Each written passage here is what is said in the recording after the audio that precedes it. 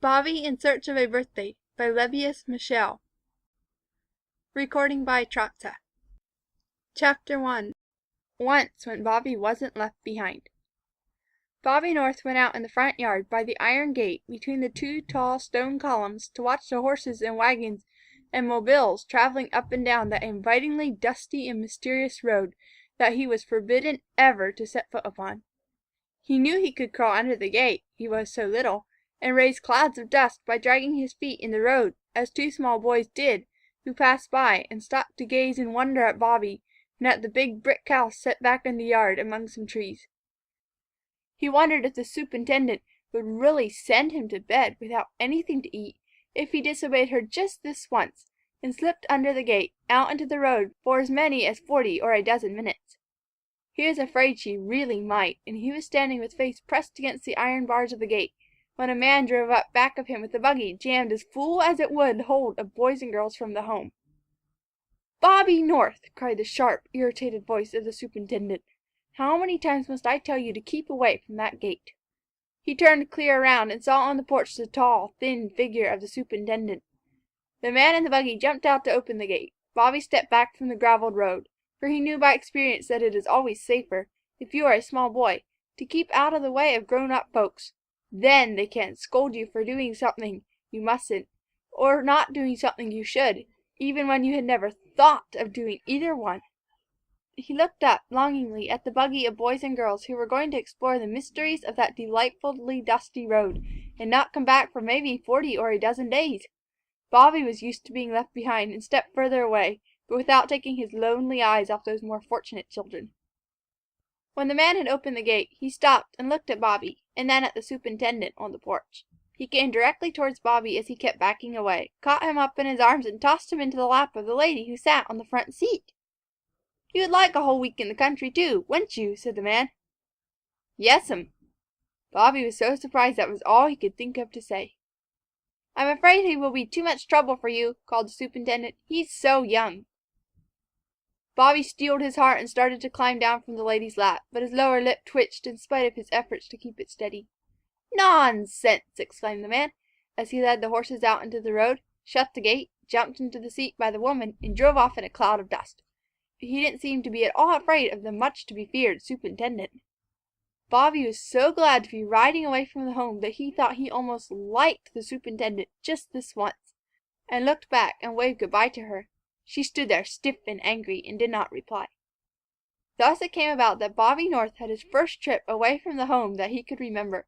The week at Mr. and Mrs. Robert Eller's in the country was a glorious time, days to be remembered by all the red letters on the playing blocks that were sometimes given him on Sunday to keep him quiet.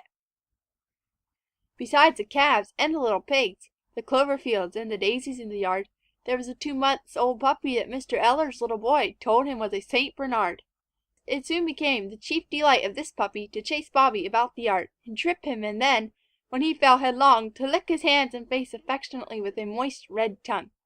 The man never once objected to his playing with the awkward and much-to-be-desired puppy all day long. He was an answer to ardent and secret prayer, this man who lets you play with the puppy, and Bobby looked up to him with a great deal of awe. His words carried the weight of authority. He seemed to understand what small boys want, to know the greatest of all treasures, a real live puppy, is good for them. Thus the happy days in the country passed like magic. End of Once When Bobby Wasn't Left Behind. Chapter 2. The Boy with 8 Birthdays. One afternoon the puppy was not to be found anywhere. Bobby returned to the front yard at Mr. Eller's after a vain search for his playmate, and found that that day was a very special occasion. The grown-ups, and the children, too, were celebrating something which seemed to be called a Birthdays. It belonged to Richard, the small son of the man who lets you play with the puppy. It was the boy's 8th birthdays, and he was very proud of that fact. There was ice cream, enough so that Bobby's dish was heaped full a second time without asking, and before he had quite finished the first helping, and cake, and 2 big red and white apples for each child. Bobby was still munching contentedly away at his first apple, the other clutched tightly in his left hand, when Richard's mother led the children into the house to see the presents. There were quite an array of them, enough, Bobby decided, for all 8 birthdays, and he vaguely wondered if all 8 of them had come on that one day. There was a baseball, and a bat, and a dozen marbles, glassies, Richard called them. Presents, it seemed, from his father, a nice new starchy white blouse with blue trousers, a gift from his mother's. Then there was a pair of high boots with a copper plate on the point of each toe, sent him by his Uncle John in the city. Last of all, there was something out at the barn which was to be sold when they grew up, and to help to buy something for Richard some day which his father never had, an education. They proved to be 6 little pigs with curly tails and squealy voices. Bobby wondered if Richard wouldn't grow up before they did. He was so much bigger. And then what would become of his education? He fell to wondering about this thing called a birthdays. As near as he could make out, it was a very special day in which everybody, at least your fathers and your mothers, if you had such possessions, unaccountably gave you playthings that you had always wanted, such as glassies and baseballs, and yes, little curly-tailed pigs that were to help you buy an education. He decided he wanted a birthdays, but he didn't know the least thing about how to go about it to get one. He determined to ask, and went immediately to Richard, who, having 8 birthdays of his own, must be an authority on the matter. "Where did you get your birthdays?" he asked, in what he thought was a very loud voice. But apparently it wasn't, for Richard said, "Huh?" and for a moment stopped trying to straighten the curls out of the tails of the little pigs. Bobby repeated his question and added wistfully, "Never had none."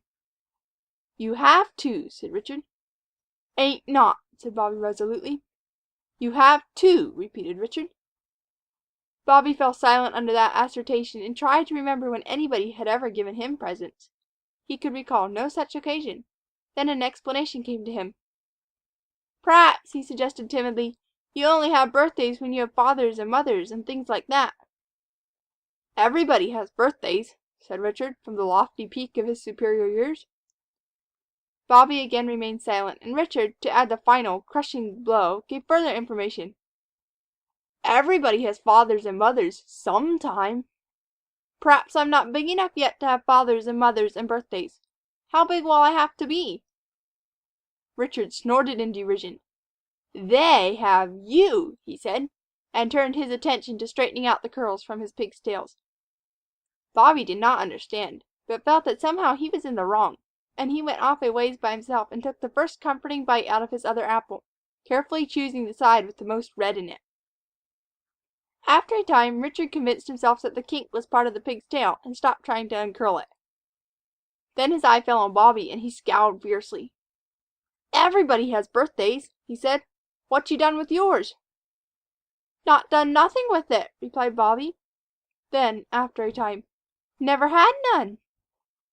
"Papa," called Richard to the man who lets you play with the puppy, "Bobby says he hasn't got a birthday. Everybody has birthdays, haven't they, Papa?" Mr. Eller was talking with his wife, and paid no attention. "Everybody has birthdays, haven't they, Papa?" This time Richard yelled so loud his father couldn't help hearing. "Yes, of course," he replied carelessly. "There, I told you so," said Richard. "Ain't not," insisted Bobby stubbornly, and hunted out another red spot on his apple. Richard seemed to take Bobby's words as a personal affront. "Papa, he has too, hasn't he, Papa?" "Has what?" asked Mr. Eller impatiently. "Bobby has too a birthday, hasn't he?" "Everybody has a birthday," replied his father. "I told you so, I told you so," chanted Richard, skipping around. "Bobby North has lost his birthday. Bobby North has lost his birthday and don't know where to find it." "Ain't not," repeated Bobby, and his lower lip began to twist up. "Wouldn't lose a 'portant thing like a birthdays." Mr. Eller and his wife approached the children. That capable woman put her hand on Bobby's head. "Haven't they ever celebrated your birthday at the home?" she asked. "Perhaps they don't know when it is," Mr. Eller suggested in a low voice to his wife. "Couldn't lose it, could I?" appealed Bobby to the man who lets you play with the puppy. "Some children lose their birthdays before they are big enough to know what it is," comforted Mr. Eller. "Bobby North has lost his birthday and don't know where to find it," chanted Richard in derision. "Ain't not," repeated Bobby dismally. "That will do, Richard," said Mr. Eller severely. "Go and play pump pump pull away with the other children." "Yes, sir," said Richard, and went obediently off, turning back only once to make a face at the boy who had lost his birthday. "Never mind, Bobby," said Mr. Eller. "You'll find it some day." "When I get growed up?" "Perhaps sooner. I'll see the superintendent. We may be able to find it for you." "Could I find it if I hunted and hunted all day long, like the spoon?" queried Bobby eagerly. The man who lets you play with the puppy laughed. "Don't worry about your birthday, Bobby. You'll stumble across it some day when you are walking along and not thinking about it." "It won't matter if you don't, dear," said Mrs. Eller. "Folks will love you just the same." "No'm," said Bobby skeptically, replying to her first statement, and retiring under a tree to puzzle over the matter and consume the rest of the apple. The other children were playing their games, and Mr. and Mrs. Eller soon went into the house. Bobby decided that the lady, Richard's mothers, didn't know the importance of a birthday, whereas nothing could be more important. Birthdays brought little boys all the things they had always wanted, like glassies and baseball bats and little pigs. He knew he wanted the glassies and the bat, and wasn't quite sure that he might want the pigs to help buy an ed'cation when he grew to be as big as Richard's father, who said he wished that he had one. If he had really lost his birthdays himself, he might find it as he did the spoon which he lost in the yard one day. The superintendent made him hunt and hunt for it till he couldn't see for the water in his eyes. And then, suddenly, he stepped on it when he wasn't thinking about it, and bent it all twisty-like. What if he should step on his birthdays, and bend it just as he had the spoon? He must be very careful where he stepped. Didn't the man who lets you play with the puppy say he would find his birthdays sometime when he was walking along and not thinking about it? He wanted very much to find his birthdays, and so he must be up and about it. He would start at once. He might find it before night, and would show Richard that he did know where to find his birthdays. He knew that he could walk ever so far, but was not sure that he could keep from thinking about what he was looking for. It was worth trying, anyway. If only he might step on his birthdays! He must be careful, though, not to step on it with all his weight and bend it as he did the spoon. It might be harder to straighten out. He rose and started for the road. The other children were too busy with their playing to notice him. Stepping lightly, with eyes fixed on the ground, Bobby trudged out through the yard into the road. So he started out on his strange quest. End of The Boy with 8 Birthdays.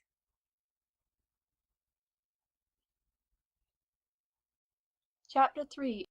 Hunting for the Thing You Mustn't Think About.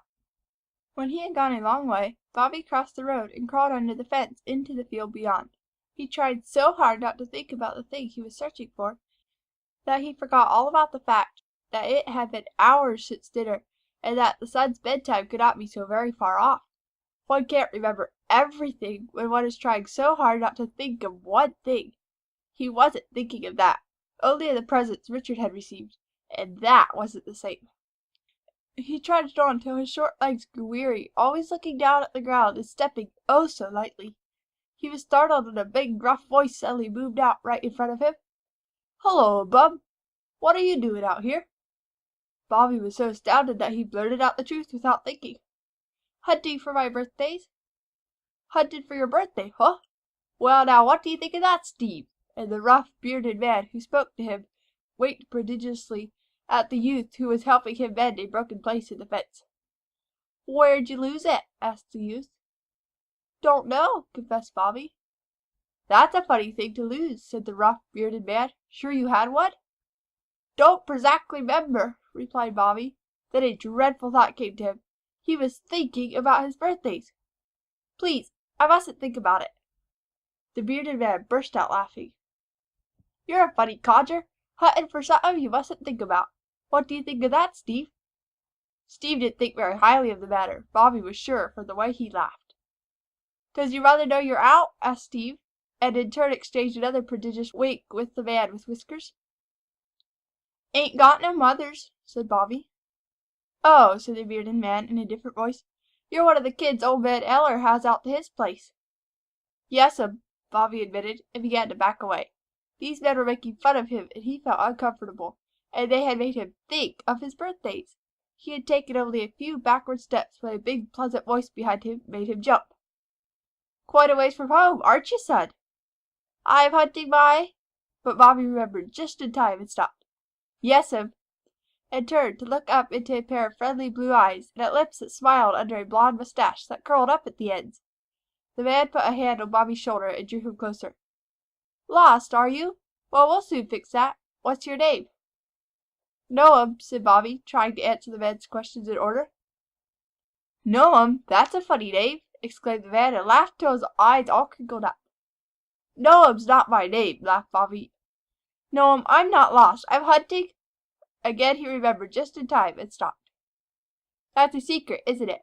Is your name, too?" "Bobby North," he replied, and smiled up at this man, who laughed at him without making fun of him. "Where do you live?" "Way off there," replied Bobby, pointing over the tops of the trees. "Oh, up there! You've chosen a fine home." "He's one of the kids at Eller's place, Mr. Anning," interrupted the man with whiskers. "He's hunting for his birthday which he was careless enough to lose," added Steve. "Was not careless," denied Bobby, and that unsteady lower lip began to tremble. "Of course you were not careless," said the man with the mustache. "Somebody just forgot to tell you. Here, take this." He put his hand in his pocket and drew it out, full of money. He selected a large, shining white piece and put it in Bobby's hand. "Here's a quarter for you. Now it will soon be sundown, and you better make tracks for Mr. Eller's. Know how to find it?" "Thank you," said Bobby, clutching the quarter, and not forgetting what the superintendent told him to say whenever anybody gave him anything. Then, after a time, he remembered the man's question, and he replied to it. "Yes'm." "That's it. That house way over there on the other side of the road," said the man. "Keep your eyes on the house, and you can't miss it." "Yes'm," said Bobby, and started off. "Here!" called the man. "Wait a minute. Here's a quarter for you." He drew out another handful of money and selected another shining white quarter, only it was not so shiny as the other one. "Now skedaddle for Mr. Eller's." Forgetting to thank the man for the second quarter, Bobby started off, keeping his eyes fixed on the house. When he had gone a long ways, he turned and looked back. The man with the pocketful of quarters waved to him, and Bobby, after waving too, set resolutely onwards for the house far off across the road. Now it's hard to remember just what you are going to do when one is a very little boy and has just been given 2 whole quarters all for his very own, particularly if the disturbing thought will come to you that you can have lots and lots of quarters and other things given to you if you have a the thing you mustn't think about. That reminded Bobby. He wasn't sure that he hadn't stepped on it while he wasn't thinking, or he would have felt it under his foot as he did the spoon. Perhaps it might be somewhere along this mysterious, inviting white road, all covered with dust and lined with trees and bushes, that wound away further than any one could see. It might be just beyond that turn, there where the meadowlark went sailing happily up into the sky. He would go there and look. Dragging his toes in the dust to see if his lost birthdays might be covered up there, Bobby gained the turn in the road, and the next one, and the one beyond that, and still trudged on, his short legs aching and stumbling. He wasn't thinking about the thing he mustn't think about. Why didn't he feel it under his feet? Perhaps because the water wasn't in his eyes so he couldn't see, as it had been when he stepped on the spoon. He began to fear he couldn't go much further. Still he kept on. Then suddenly the sun went entirely to bed. Bobby began to be frightened, for he had never been out alone with the darkness. When it's all dark, little boys can't tell what other things may be about. His lip began to tremble, and now the water did come into his eyes. That interested him. It was so when he stepped on the spoon. It might be that he would find what he was looking for, now, and he stumbled on through the dust and the gathering darkness towards the next turn in the road. As he toiled on, he became conscious of a gentle purring sound behind him that kept growing louder and louder. He was almost at the turn when there came a furious honking right behind him. Blinded by the water in his eyes, he could dimly see a great black mysterious object almost on him when he turned. He was too frightened to move. The thing came to a sudden stop just a few feet from him, and he saw it was only a mobile.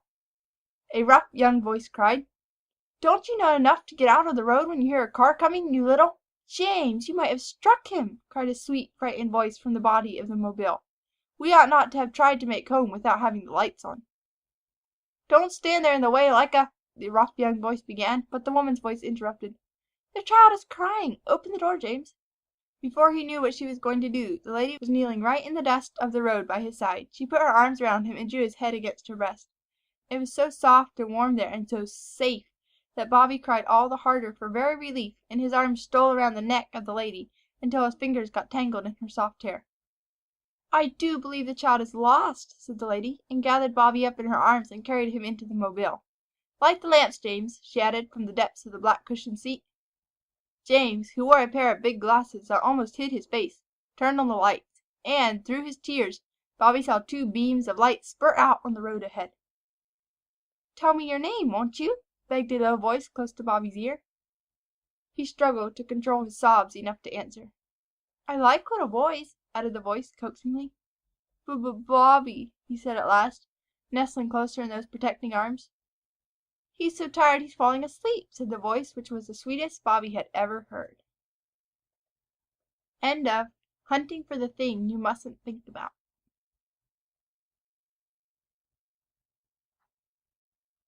Chapter 4. The Lady Who Likes Little Boys.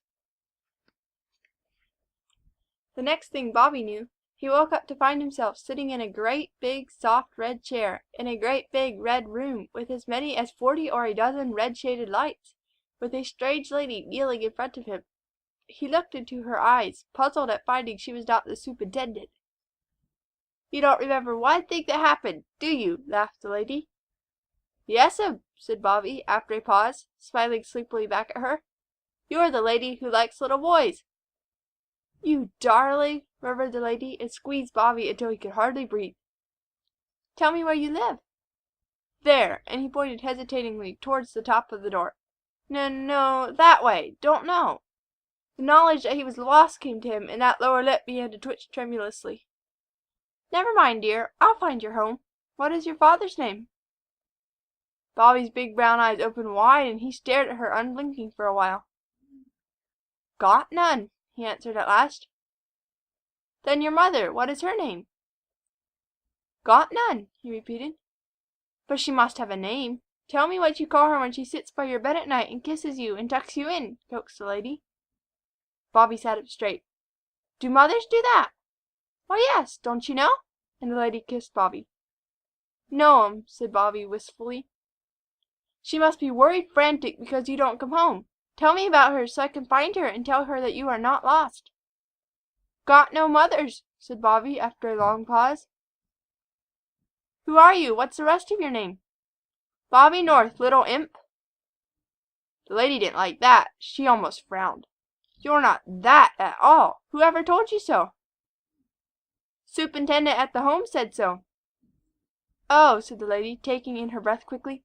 "Then you're—" The lady who likes little boys stopped. Then she put her arms around Bobby and squeezed till he squirmed. "Yes'm," said Bobby timidly, trying to breathe. "How did you come to be wandering along the road?" Bobby looked at her for a long time without moving an eyelash. "Please, will telling be thinking about it?" "Not if you whisper it close to my ear." Bobby took his courage in both hands, placed his lips close to her ear, shut both eyes tight, and whispered all in one breath. "What did you find my birthdays, which I lost before when I was too little to know what it was?" "Your birthdays!" The lady was so surprised that the smile faded from her lips. "Have you lost that?" "Hunted and hunted all day," said Bobby, "and I didn't think about it. Not very much." "Why didn't you think about it? Can't you tell me?" Bobby opened his eyes wide. "'Cause if you don't think about it, maybe I'll step on it, like the spoon." "Who told you that?" "The man who lets you play with the puppy." "Who is he? Don't you remember his name?" "No'm," said Bobby, after a long struggle to think. "Today is his birthdays." "The man who lets you play with the puppy?" "His little boys. He has 8 of them, and presents, and glassies, and a bat, and little pigs to help you buy an ed'cation." A delicious drowsiness crept all over Bobby till his eyelids went all tickly and prickly, and he rubbed both fists into them. "You're all tired out," said the lady, "and hungry, too. I'm going to get you something to eat and put you to bed. Would you like to be my little boy tonight?" For reply, Bobby flung both arms around her neck and squeezed with all his might until he squeezed a sob right out of her throat. She took him up in her arms and carried him out into a room with a big shiny red table and 2 red chairs by it. Then she rang a bell, and soon a girl with a little white apron came in. "Sarah, bring me a glass of milk, some bread and butter and jam." "Why does that girl wear a little white apron?" asked Bobby. "Is she attendant?" "No, she's the maid," replied the lady. The girl seemed hardly to have time to leave the room before she was back, bringing on a tray the bread, the milk, 2 little cakes of butter, and a dish all ready to run over with red jam. The lady put lots and lots of butter on the bread, besides all the jam it could hold without running over the edges, and watched Bobby eat it all up. She didn't tell him to pick up the crumbs, just kept smiling at him and asking him if he could eat another piece. Of course he could. But as it happened, he couldn't, for he hadn't eaten half of it when the prickling in his eyelids got so bad he had to close them. When he opened his eyes again, he was in a little white bed in a little white room, and there it couldn't be. He rubbed the sleep out of his eyes. Yes, it was a little train with an engine and a whole string of cars. He looked around. In one corner of the room stood a baseball bat with a catcher's glove, and there on the little stand by the window was a box full of marbles, glassies, and agates, and many other kinds. He felt queer and looked down at himself and found he no longer had on his own clothes, but a nice clean nightie. "What made you wake, dear?" He twisted his head, and there sat the lady who likes little boys, smiling at him. It took him a long time to think of the reason. "Please, I forgot. Now I lay me." "Will you say it to me right here at my knees?" Bobby climbed out of the bed, knelt by the lady, laid his head on her knees, and repeated the sleep-forgotten prayer. He looked up when he had finished and found that the lady had covered her face with both hands. Perhaps she was saying her "Now I lay me," and Bobby kept still for a long time. Finally he squirmed round for another look at the train of cars. The lady must have known that he was through, for he felt gentle hands on his shoulders. "Who taught you that?" she asked. "The attendant with the blue and white dress." It's beautiful," said the lady, in a voice that sounded very much like Bobby's when he had water in his eyes. He looked up and saw there was water in her eyes. Suddenly he felt queer inside and knew something without having to be told. "Is the train your little boy's?" "Yes, dear." This was his room. "And his bed?" "Yes, everything in the room was his." "Where is your little boy?" It was quite a long time before she replied, and then it was so low Bobby scarcely heard. "He's gone away." That seemed a very hard question to answer. 3 months ago," said the lady at last, her fingers at her throat as though to help the words come out. "When's he coming back?" The question this time was harder still to answer. "He's never coming back, never till I go for him. He was sick a long time, until God had pity on him and took him home." "Are you going for him tonight?" asked Bobby, in that new, diffident voice. "No, dear, I can't go for a long, long time." "Not till he gets growed up?" The lady who likes little boys put a handkerchief to her eyes before she answered. Not till God sends for me." Bobby remained silent till his eyes fell on the box of marbles. "Can I play with the marbles till he comes back?" "Yes, dear, tomorrow when you've had your sleep out." Then Bobby looked at the little train again and fell to wondering. Perhaps this boy, too, had birthdays. He turned to the lady. "Did your little boy have birthdays?" "Yes, dear. Day after tomorrow is his birthday." "Are you going to celebrate it?" "Yes, in my heart." It was just a whisper that Bobby barely heard. "How many birthdays did he have?" "7." Bobby considered that.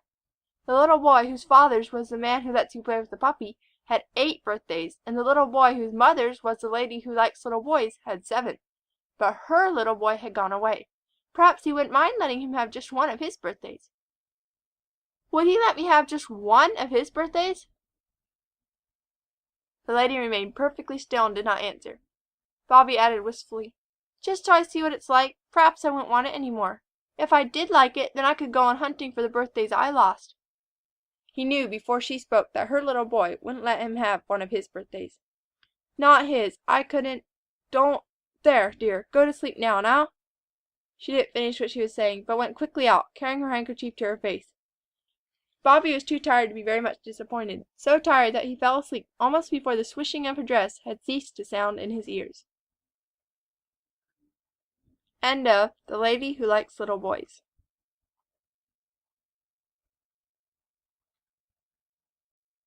Chapter 5. The Man with the Pocketful of Quarters Reappears.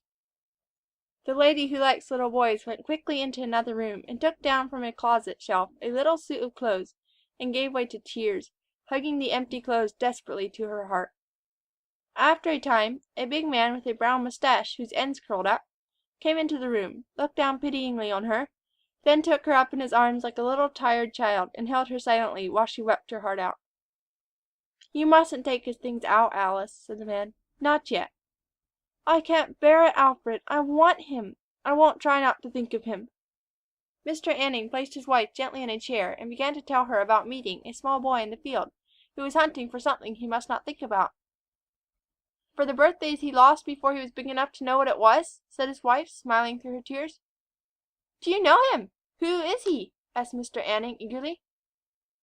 For answer, his wife took him by the hand and led him into the little white room where Bobby lay fast asleep. Mr. Anning bent quickly over him and exclaimed, "Why, it's the very same, the little fellow who lost his birthdays, and in Edward's room.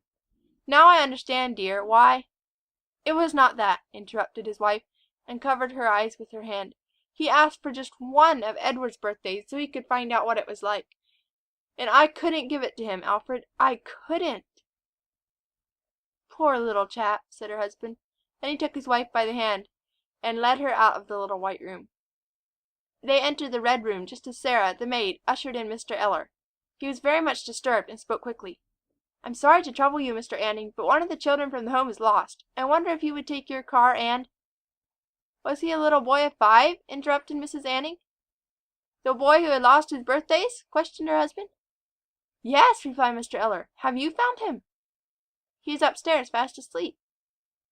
"You don't know what a relief that is," sighed Mr. Eller. "My wife is nearly distracted at the thought that he may be wandering about in the woods or in the fields." "We'll bring him over in the morning," said Mr. Anning. "I think I had better take him with me," said Mr. Eller. "It will calm Mary to have him right under her eyes with the other children."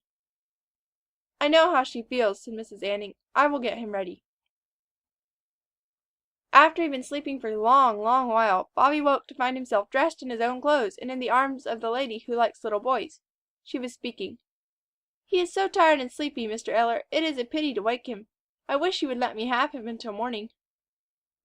"My wife's worried sick by his disappearance," replied a voice that was familiar to Bobby.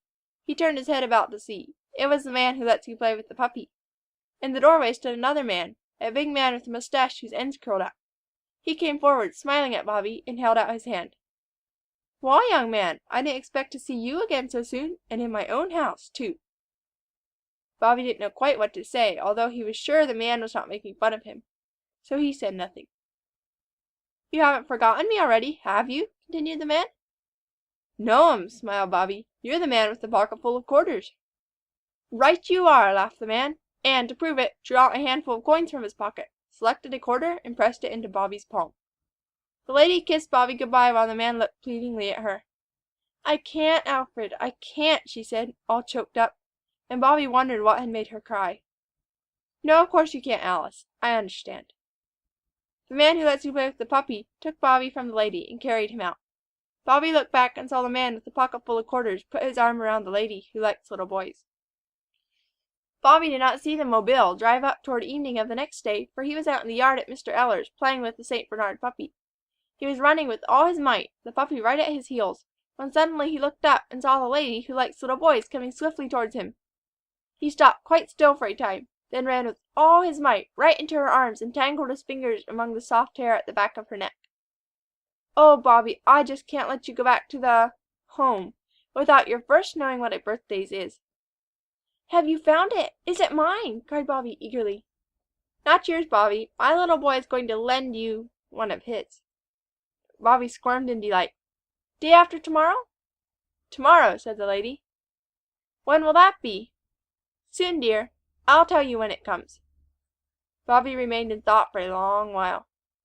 "Your little boy won't be mad at you?" "No, Bobby. He was always very generous, just like his father." Then she said something that Bobby decided was addressed to herself and not to him. "I can't be less generous." Bobby squeezed her neck until his arms ached. Then he remembered something she had just said. "Did your little boy have fathers, too?" "Yes, he's waiting in the car. Let's go to him, will you? Mrs. Eller is going to let you spend the night with us." Holding hands, they went out to the yard, while the deserted puppy sat on his haunches and stared forlornly at the little playmate who did not even look back. When they got to the car, there sat the man with the pocket full of quarters. So that was the father of the little boy who was going to lend him a birthdays. "Well, son," said the man, as they solemnly shook hands, "we're going to show you what a real birthdays is." "Yes'm?" queried Bobby, as he was lifted into the mobile. "Sure thing. It will be a birthday all day long, from the moment you open your eyes until the Sandman comes." Bobby snuggled happily at the side of the lady in the back seat, while the car sped swiftly on towards the house with the little white room with the little train and a whole string of little cars. End of The Man with the Pocket Full of Quarters Reappears.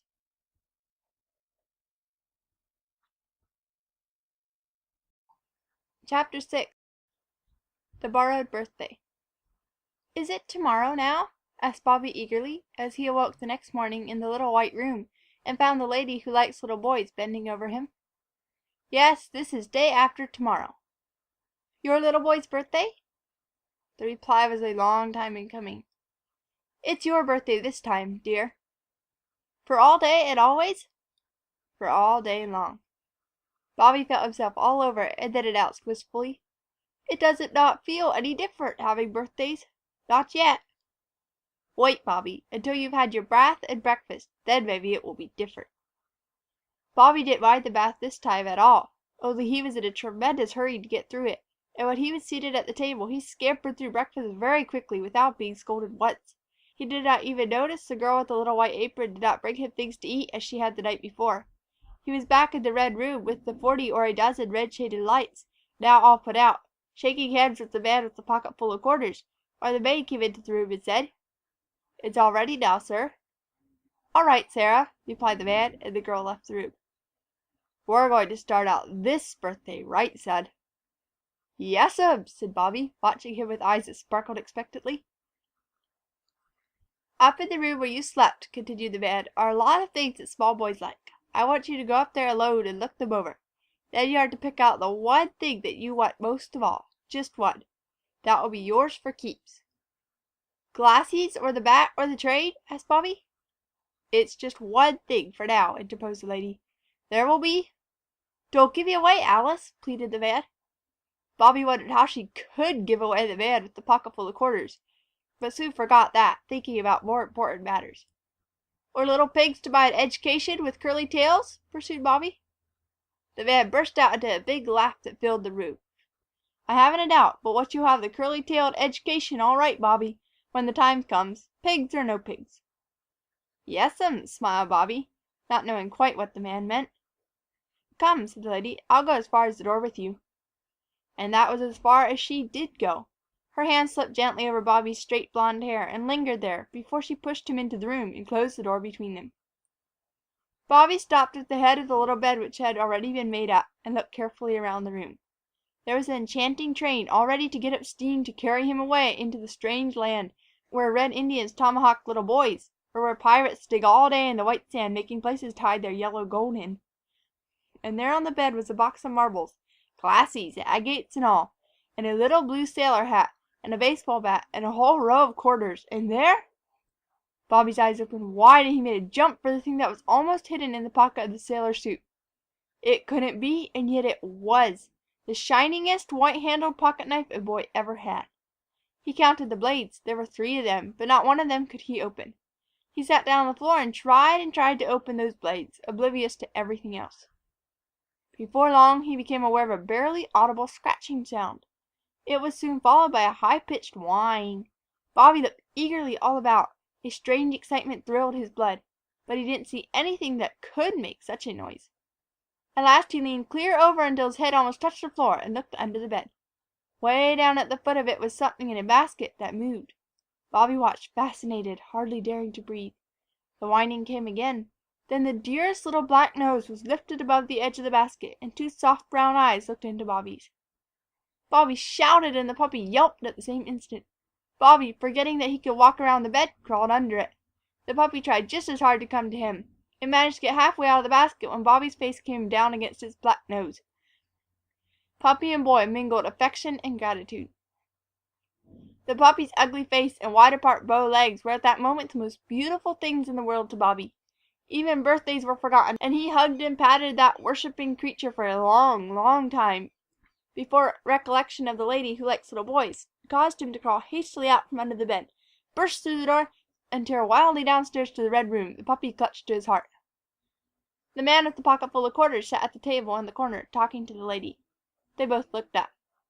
"Well, son, is that what you want most?" "Yes'm," smiled Bobby. "Is it all mine?" "Head, body, and tail," replied the man. "It knew me," exulted Bobby. The man and the lady exchanged laughs. "He's all boy," said the man, "made of the right stuff." The lady patted the man's shoulder and looked away. Come here, son, and tell me what you think about birthdays." Bobby marched close up to the man. "Wish it was mine." The wistful note in his voice made the lady's hands fly out to him. "Oh, you like it, do you?" asked the man. "Well, this birthday has only just started." "Yes'm," said Bobby, and hugged the squirming puppy till it licked his ear. "Here's another quarter for you. That's 4 quarters, quite a sum for a small boy." Bobby took one hand off the puppy long enough to accept the quarter. "What have you done with the others, Bobby?" asked the lady. He fished them out of the pocket of his blouse and held all 4 on the palm of his hand. "That makes $1, son. That's a whole lot of money for a boy only 5 years old." That set Bobby to wondering. "Is it lots of money for a little boy with 7 birthdays?" he asked. "You can just bet your boots it is. A boy can buy all sorts of things with $1. As he spoke, the man pulled a great, round, white piece of money out of his pocket, thereby revealing to Bobby that his pockets contained other things besides quarters, and making him forget that 4 quarters is an awful lot of money, even for a boy with 7 birthdays. "Know what this is?" asked the man. "Money," replied Bobby. "How much money?" "A grown-up quarter?" hazarded Bobby at length. "It's $1," replied the man, "and it's worth just as much as the 4 quarters. Would you rather have your money all in one piece? I'll give you the $1 for the 4 quarters." Bobby hesitated in perplexity, and the lady came to his rescue. "Take the big piece, Bobby. It is not so easy to lose, and easier to find if you do lose it." End of The Borrowed Birthday.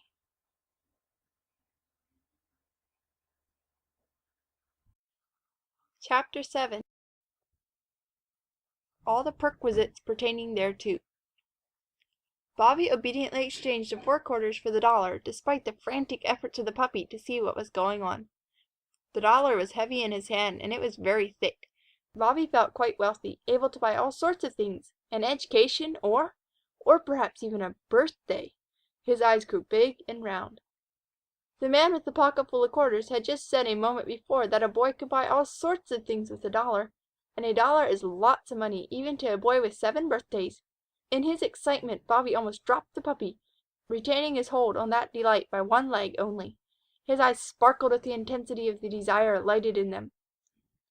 "Is it enough to buy a birthdays?" he asked, stammering in his eagerness.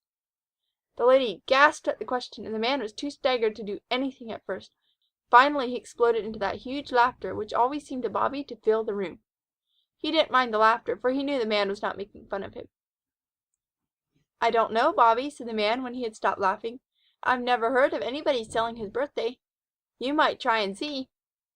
Bobby turned at once to the lady who likes little boys. "Your little boy ain't never coming back," he fairly stammered in his excitement. "Would he sell me a birthdays?" And he held out the round, shining $1. The lady shrank back from him and went suddenly all white. Bobby knew he had done something wrong, but he couldn't for the life of him imagine what it was. The father of the boy with 7 birthdays went quickly to his wife. "He's got grit and perseverance," said the man. "A birthday looks good to him, and he won't give up till he gets one. It would make him happy as a king, Alice." She hid her face on his shoulder. "I can't, Alfred. Don't ask that." Bobby didn't understand what it was she couldn't do, but felt that he had in some way hurt her, and his lower lip began to move unsteadily. "It's only day after tomorrow, Alice," pleaded the man. "It's Edward's," replied the lady. "You have no heart, or you couldn't—" The man looked at Bobby, and then said in a low voice to his wife, "Day after tomorrow is never today." Bobby's heart smote him anew, for he saw water running down the lady's face as she lifted her head. It had all been caused by his wanting a birthday. Very well. He would pretend he didn't want a birthdays any more. Then perhaps the water would go out of the lady's eyes. "Don't want a birthdays," he announced with a suspicious dolefulness in his voice. "It doesn't not feel good." "Look at him, Alice," said the man. Bobby didn't want the lady to see the water in his eyes, so he tried to rub it out, but the tightly clutched $1 got in his way, and the lady must have seen what he was doing, for she simply rushed at Bobby and gathered him, puppy, $1 and all, into her arms and kissed him 40 or a dozen times, and held his face against her wet cheek. "Birthdays can't be bought, Bobby, but you shall have one all of your very own. I'll give you one." "Don't not want any," whimpered Bobby. "Not if I give you one?" asked the lady, wiping the water out of her eyes. "We'll give you our little boys." Bobby kept perfectly still, and in that stillness a miracle was performed. That trembling lip of his, without stopping its trembling, was transformed into a joyful smile. And when the lady saw it, she smiled too. "I've been selfish and rebellious," said her sweet, low voice right at his ear, but she was looking up at the man with the pocket full of quarters when she said it. The man blew his nose and made such a loud noise that it startled Bobby and the lady. They looked into one another's faces and began to smile like persons sharing a happy secret that no one else knew. "I'll draw it up on paper, son," said the man, "and then if you ever lose it again, whoever finds the paper will know that Birthdays belongs to you and will return it." He went to the writing desk in one corner of the room, took paper, pen, and ink, and began to write. When all the water had gone out of the eyes of Bobby and the lady, they went over to watch the man who was writing away rapidly and smiling to himself. "There you are," he said at last, with a concluding flourish, and handed the paper to his wife.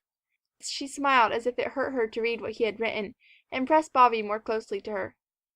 "Now we must sign it," said the man. With another flourish he wrote his name on the paper.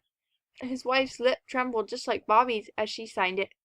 Then the man took Bobby on his lap and guided his hand in making a big cross, and then wrote something himself above and below the mark Bobby had made.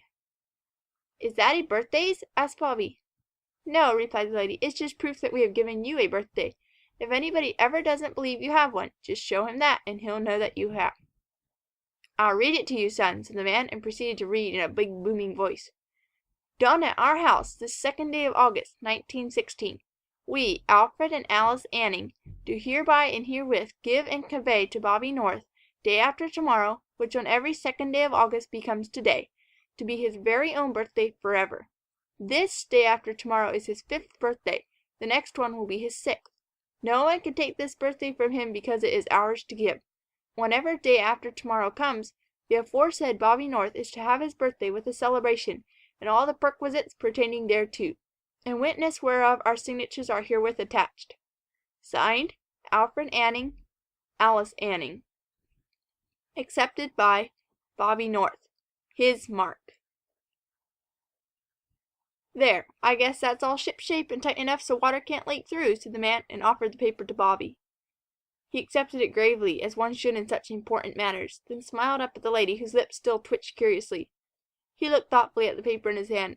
"A birthday and "All the perquisites pertaining thereto," said the man, helping him out. "What's perquisites?" Bobby asked. "Perquisites," replied the man gravely, "are the things that go with birthdays, a celebration, marbles, cake and ice cream, pocket knives, pigs and pups. Why, look at that pup." Bobby looked, and the puppy had the precious bit of paper in his mouth and was trying to swallow it. The man opened the puppy's mouth and rescued Bobby's birthdays. "I was only just in time," he confided to Bobby. "A second later, and that dog would have swallowed it." "Then where would your birthdays have been?" Bobby took time to consider. In due course he arrived at a decision. "Long as the puppy's mine, I'd have the birthdays too." He joined in the laughter of his two friends without quite knowing why. "Keep the paper in your pocket, Bobby. If the dog eats it, you couldn't prove to anybody that you had a birthday. Now we are going to continue the celebration." All day long that celebration lasted, and Bobby was so happy and excited, and had so many good things to eat, and so many wonderful things to do, that he didn't know where the hours had gone when the man said the day was almost over, and that it was time to take him back to Mr. Eller's. End of All the Perquisites Pertaining Thereto.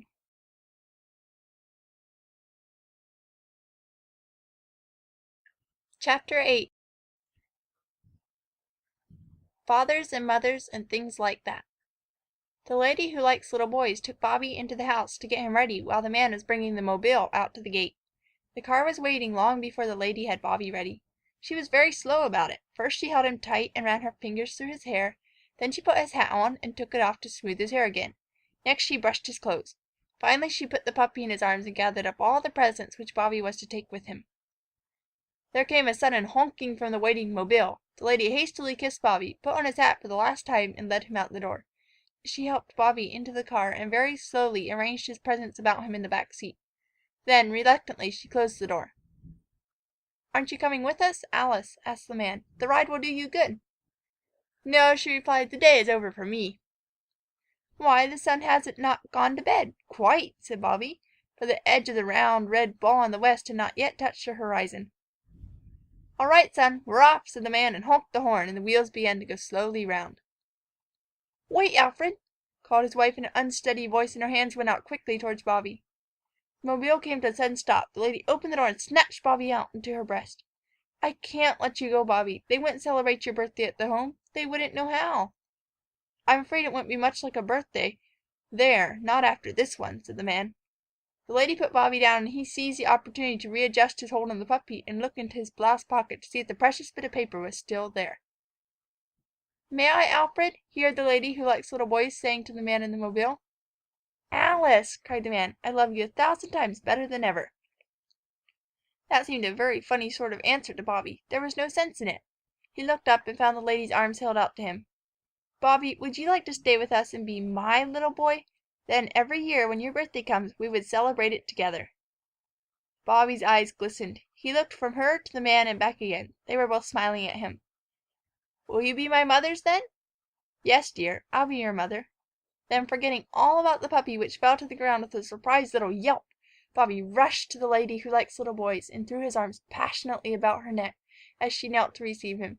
They both squeezed just as hard as they could, and the lady laughed and cried and then laughed again. Bobby sighed with complete happiness. He had found a birthdays, and already that magical thing was bringing him all sorts of presents, puppies and Perquisites and glassies and mothers, and perhaps curly-tailed little pigs to buy him an education. He hugged the lady again. "Well, son, you seem to like mothers." Bobby looked up and saw the man with the pocket full of quarters had climbed out of the mobile and was standing over them. "Yes'm," replied Bobby, and twined his fingers in the soft hair at the back of the lady's neck. "And father's, too?" smiled the lady. Bobby drew back and looked at her with shining eyes. "Have I fathers, too?" "Yes, dear. You will love him because he likes little boys, too." Bobby thought that over, then looked up with a shy smile at the man. "The man who lets you play with the puppy?" he asked. "No, dear," said his mothers, "not that man. The man with the pocket full of quarters. Will you shake hands with him?" "Why, he's the man who lets you play with the puppy, too," said Bobby, anticipating the fact. "Already he's found me out," laughed the man. Smiling, Bobby held out his hand to his fathers. End of Fathers and Mothers and Things Like That. End of Bobby in Search of a Birthday by Lebbeus Michelle.